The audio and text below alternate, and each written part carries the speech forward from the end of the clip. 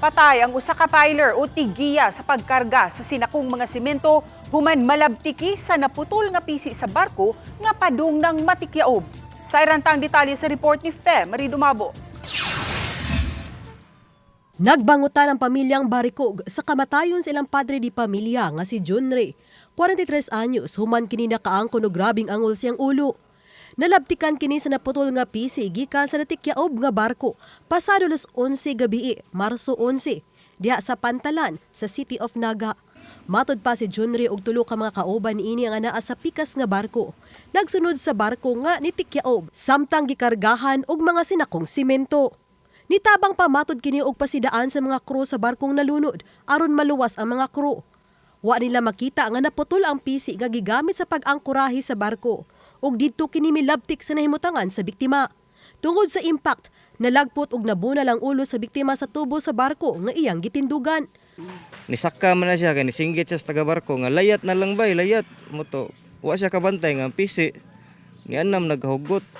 Mo to ang permiro nga labtik diri nako nasabod sa railings. Ang pinakalas nga labtik sa pisi ang tumoy didto niya. Mo to nalabay siya.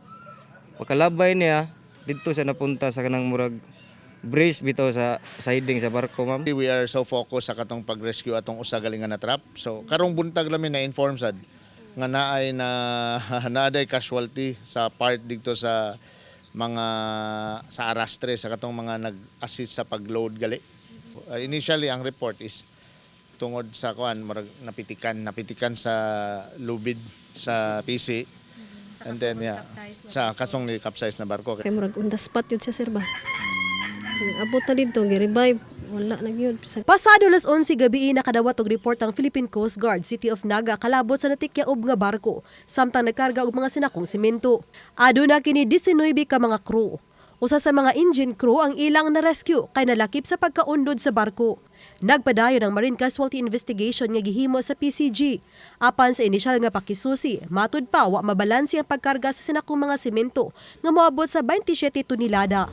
Ang barko iya sa kliyente sa cement company nga naanay mutang diya sa City of Naga. Ganihang buntag na nasayod ang PCG nga adunay nakalas sa maong hitabo nga naa sa pikas nga barko. Paday ng ilang investigasyon kung si kinsa ang manubag sa hitabo.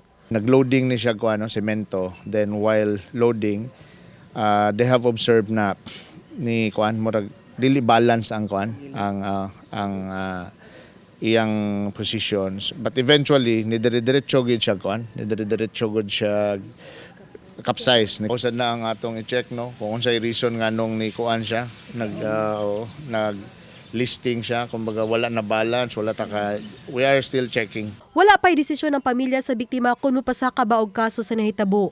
Apan nanawagan sila nga matabangan aron mapalubong ang biktima ug maabagan sa pagpatungha sa ilang upat ka mga anak. Sakit pa kayo. Lalim sir ka, mawagtangan ang matabangan, may hangtod nga malubong yun na sa iya. Wajud taon mi ani, mahimo man kay estudyante puro sa akong mga anak, puro high school, wajud mi kuan man bisag piso, wajud mi kuan ani sa akong bulsa. Nagpaybaw na matud pa ang subcontractor nga mi-hire sa biktima ug ang tagduma sa cement company nga mutabang. Apan nagpaabot pa ang pamilya sa biktima sa tabang nga itunol.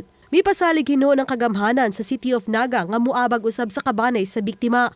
Samtang gimanduan sa Coast Guard ang tag-iya sa barko na tikyaob alang sa dinaliang pagpasuyop sa krudo o pag-salvage sa barko aron masiguro nga way mahitabong oil spill. Uban ni Cleofer Lumayag, ug Rod Prado, Fe Marie Dumabok. Balitang Bisdak.